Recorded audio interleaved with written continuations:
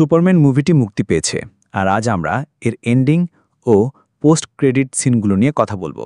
এগুলো ডিসির আগামী সিনেমাগুলোর জন্য গুরুত্বপূর্ণ ইঙ্গিত দেয়, তাই স্পয়লার থেকে সাবধান। আমি পরের ভিডিওতে সব ইস্টার এগ নিয়ে আসব, তাই সাবস্ক্রাইব করতে ভুলবেন না। একটা পুরনো ঠাট্টা হলো ডিসি ও মার্ভেলের মতো স্টুডিওগুলো প্রায়ই ট্রেলারে বড় সিন ফাঁস করে দেয়। যেমন এই সিনেমার মিড ক্রেডিট সিনটিও তারা অনেক আগেই প্রোমো হিসেবে প্রকাশ করে দিয়েছিল। তবে ভালো খবর হলো এটি খুব বড় কোনো স্পয়লার নয়, বরং সিনেমার একটি মুহূর্তের সুন্দর সমাপ্তি। সিনেমার শেষে সুপারম্যান লুইস লেন ও জিমি উলসনের সাহায্যে লেক্স লুথারকে পরাজিত করে। লেক্সের পুরো প্ল্যানটাই ছিল একটা বিদেশি আক্রমণের অজুহাতে সুপারম্যানকে মারার জন্য সরকারি অনুমোদন আদায় করা, যাতে তাকে সরাসরি খুনের দায়ে জেলে যেতে না হয়।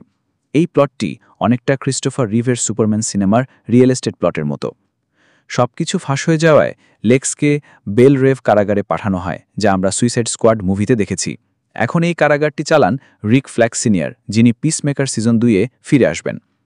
এরপর আমরা দেখি জাস্টিস গ্যাং লেক্সের পকেট ডাইমেনশন পরিষ্কার করতে সুপারম্যানকে সাহায্য করে। সেখানে লেক্স রাজনৈতিক বন্দী, প্রাক্তন বন্ধুবান্ধব এবং ভয়ঙ্কর পরীক্ষা নিরীক্ষার মতো সব কিছু লুকিয়ে রাখত। এখানেই সে সুপারম্যানকে ক্লোন করে আল্ট্রাম্যান তৈরি করে, যে হয়তো ভবিষ্যতে বিচারক হিসেবে ফিরে আসতে পারে। এমনকি সুপারম্যানের বদনাম করার জন্য তার একটি বানরের ট্রোল ফার্মও ছিল। এরপর সুপারম্যান ও লুইস লেনের সম্পর্ক সবার সামনে আসে। সুস্থ হওয়ার জন্য সুপারম্যান যখন ফোর্ট্রেস অফ সলিটিউডে ফেরে, তখন তার সাথে দেখা করতে আসে মিলি অ্যালককের সুপারগার্ল। তাকে এখানে একটা বিশৃঙ্খল ও পার্টি প্রেমী চরিত্র দেখানো হয়েছে। সুপারম্যান ব্যাখ্যা করে সে পার্টি করার জন্য লাল সূর্যের গ্যালাক্সিতে গিয়ে মাতাল হতে ভালোবাসে। সুপারগার্ল ক্রিপ্টোকে ফিরিয়ে নিয়ে যায়, কারণ সুপারম্যান শুধু তার হয়ে ক্রিপ্টোর দেখাশোনা করছিল। এই পুরো ঘটনাটি আগামী বছরের সুপারগার্ল সিনেমার পটভূমি তৈরি করে, যার সুপারগার্ল এ ওমেন অফ টুমোরো কমিকের উপর ভিত্তি করে নির্মিত এবং যেখানে জেসন মোমোয়া লোবো চরিত্রে ফিরবেন।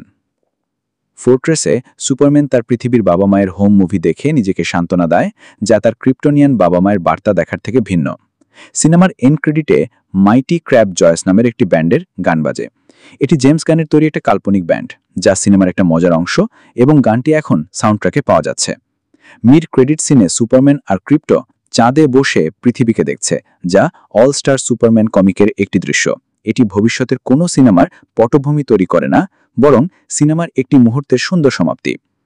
আসল পোস্ট ক্রেডিট সিনে মিস্টার টেরিফিকের সাথে সুপারম্যানের একটি মজার দৃশ্য রয়েছে, যেখানে সুপারম্যান পকেট ডাইমেনশন মেরামতের কাজে মোট একটি খুঁত বের করলে মিস্টার টেরিফিক রেগে যায়।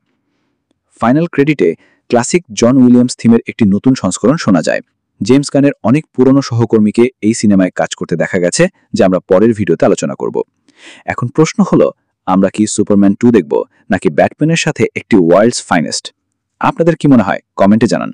আমার পরের ইস্টার এগ ভিডিওর জন্য তৈরি থাকুন। ভিডিওটি দেখার জন্য ধন্যবাদ।